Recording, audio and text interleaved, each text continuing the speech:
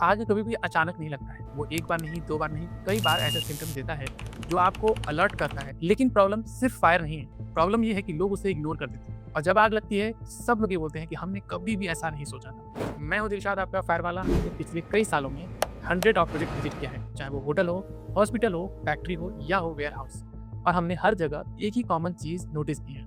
आग लगने से पहले वार्निंग सिग्नल्स हमेशा मिलते हैं और आज के इस वीडियो में मैं आपको वही सारे सिग्नल्स बताने वाला हूँ। हो सकता है इसमें से कुछ सिग्नल्स आपकी भी प्रॉपर्टी में हो। वीडियो शुरू करने से पहले आपसे एक सवाल पूछना चाहता हूँ। अगर आपने भी अपनी प्रॉपर्टी को फायर से सेव करने के लिए बहुत सारे fire safety system, fire extinguisher, fire alarm और हाइड्रेंट सिस्टम लगा रखा है, लेकिन आपको ये पता नहीं कि वो लास्ट टेस्ट कब हुआ था, तो ये वीडियो बिल्कुल आपके लिए होने वाला है। कुछ टाइम पहले मैं एक साइट इंस्पेक्शन पे था, रिसेप्शन पे फायर एक्सटिंग्विशर लगे थे और मैनेजमेंट को ये कॉन्फिडेंस था कि हमने सभी तरीके के फायर सेफ्टी सिस्टम लगा रखे हैं और वो वर्किंग कंडीशन में है, पर रिजल्ट ठीक इसका उल्टा था। जब इंस्पेक्शन के दौरान हमने देखा कि फायर एक्सटिंग्विशर एक्सपायर हो चुके थे, फायर अलार्म सिस्टम बंद पड़े थे और फायर हाइड्रेंट सिस्टम के टैंक में पानी भी नहीं था। अब सोचिए कि क्या हो, कभी भी उस प्रॉपर्टी में अगर आग लगे तो क्या वो उस एक्सटिंग्विशर का यूज करके आग को बुझा पाएंगे? क्या वो फायर अलार्म सिस्टम जिसके लिए उन्होंने उस प्रॉपर्टी में लगाया था वो काम करेगा? क्या वो हाइड्रेंट सिस्टम से पानी निकलेगा? देखिए, आग उस दिन नहीं लगा था, लेकिन सिस्टम की तरफ से वार्निंग इमेज होगा था। मैंने ये नोटिस किया है कि कुछ लोग फायर एक्सटिंग्विशर को फायर सेफ्टी मानते हैं, लेकिन एक्सटिंग्विशर तो सिर्फ एक इक्विपमेंट है।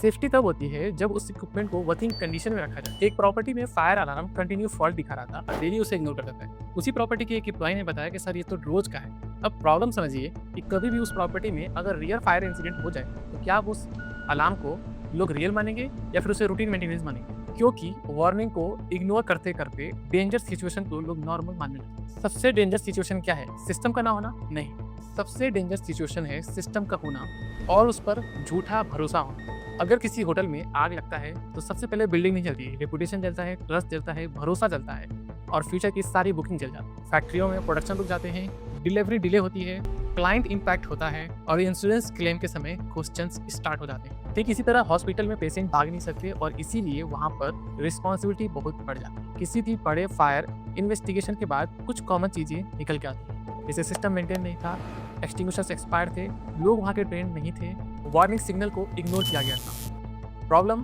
फायर नहीं था, प्रॉब्लम सिग्नल को इग्नोर किए गए थे। अभी अपने मैनेजमेंट टीम से ये 5 सवाल कीजिए। लास्ट एक्सटिंग्विशर इंस्पेक्शन कब हुआ था?